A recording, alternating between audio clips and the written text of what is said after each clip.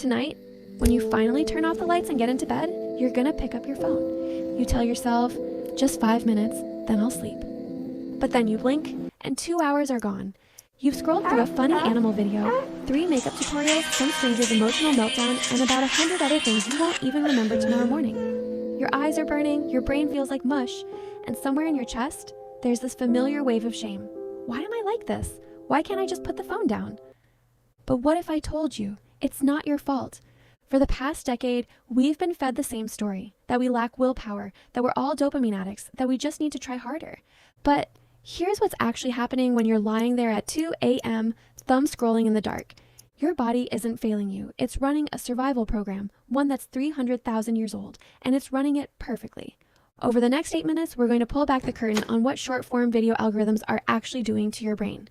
And by the end, you'll not only stop blaming yourself, you'll know exactly how to take your nights back. To understand why you can't stop scrolling, we need to go back, way back, to the African savanna 300,000 years ago.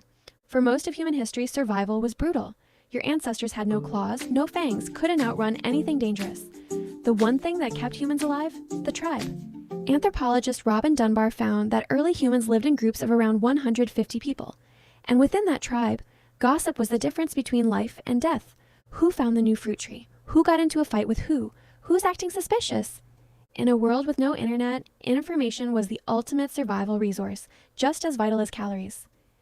If you were the kind of early human who didn't care about what your tribe was up to, if you missed the warning that there was a tiger nearby or that the chief was in a bad mood, you probably didn't survive to see the next morning. So evolution burned a command into your brain, deep and non-negotiable. Stay hungry for new information, always. Every time you get a fresh piece of news, your brain drips a little dopamine. It's saying, good job. You know what's happening. Your odds of survival just went up. That's why you watch short videos, not because you're weak, because your brain genuinely believes you're out there gathering critical intel for the tribe. Okay, but if it's just instinct, why didn't ancient humans get gossip addicted? Simple. Information ran out. There were only 150 people in the tribe. After a couple hours of catching up, the gossip was done. Everyone yawned and went to bed, but modern technology broke that equation. Back in the 1950s, psychologist B.F. Skinner ran an experiment that changed everything. He put a rat in a box with a lever.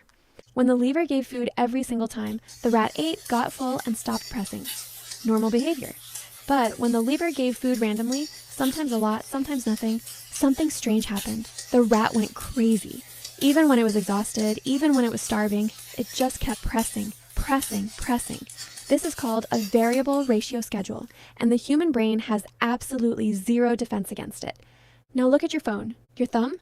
That's the rat's paw. The screen? That's the lever. You scroll once, boring ad. Nothing. You scroll again, a video that makes you laugh out loud. Jackpot. You scroll again and again because you never know what's coming next. That randomness? It's not an accident, it's the whole design. And here's where it gets darker. Because behind your screen, it's not just an algorithm running on autopilot. It's tens of thousands of the world's smartest engineers, neuroscientists, and supercomputers. And their only job is to keep you there. Every extra half second you spend on a video, every time you open the comments, every moment of hesitation before you swipe away, the algorithm is watching, learning. It's building a model of you that knows you better than your closest friend. It takes the gossip and novelty from 8 billion humans, distills it, and delivers it at one hit every 15 seconds, straight through a high-intensity blue light screen directly into your eyes. You are using a brain designed for picking fruit in the wilderness to fight servers that run 1 billion calculations per second. This is not a fair fight. It was never meant to be.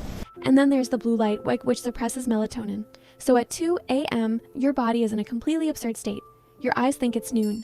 Your brain thinks you're in the middle of a massive social gathering, surrounded by thousands of people needing to stay alert for anything. Cortisol is rising, heart rate is up, you're not resting, your body has gone into full alert mode. That's why after you finally put the phone down, you can't sleep. You feel anxious, hollow, sometimes even inexplicably sad. So the next time you catch yourself in that midnight scroll loop, just pause, take a breath, stop calling yourself lazy, stop saying you have no discipline. You're not broken. You're a normal human being, running ancient hardware in a world that's been specifically engineered to exploit it. Seeing that clearly is where the fight back begins. And the key thing to understand, willpower won't save you.